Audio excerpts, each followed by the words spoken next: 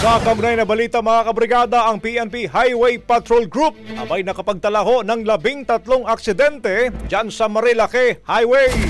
Brigada Sheila Matibag, ibrigada mo! Brigada! Live report! Hanggang ngayon ay may mga tao pa ring dumadayo sa kahabaan ng Marilake Highway sa Tanay Rizal.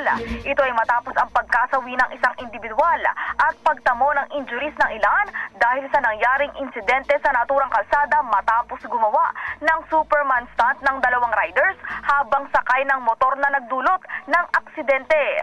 Sa panayam ng Brigada News sa Manila kay Highway Patrol Group spokesperson Lieutenant Naday Malang, sinabi nitong nakapagtala na sila ng 13 insidente sa kalsada noon. Sa gitna nito, binigyang diin niya na malaya pa ring puntahan ang lugar at iniikutan umano ng kanilang grupo ang highway para makapagbantay. Ito naman sir ay public way or public highway siya. Pwede pong puntahan ng kahit sino pong tao natin. Yun naman po ay nasa kanilang karapatan. Pwede po, kahapon ay just give you an update. Pumunta po ng personal ito pong director, our officer in charge, Highway Patrol Group, Police Brigadier General Eliezer P. Mata, para ikutan ulit itong kahabaan ng Marilake Highway. Bagaman hindi umano nila pinagbabawalan ang pagpunta sa Marilake, binigyang diin ni Malang na sa tulong ng Highway Patrol Group at ng iba pang mga ahensya, naniniwala silang maiiwasan ang insidente. Sa huli, tiniyak ni Malang na susuportahan nila ang mga monitoring at pagpapanatili ng seguridad sa Marilake upang maiwasan ang ganitong mga disgrasya.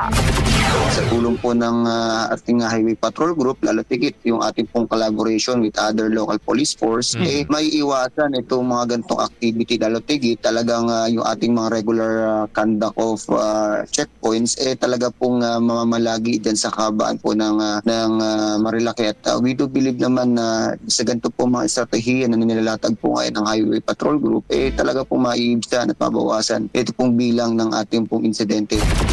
In the heart of changing lives, ito si Brigada Sheila Matibag ng 105.1 Brigada News sa Manila, The Music and News. Brigada Balita Nationwide sa tanghali. Ang bahaging ito ay hatid sa atin ng Power Cell Salabat, ginhawa ng bawat nangangarap.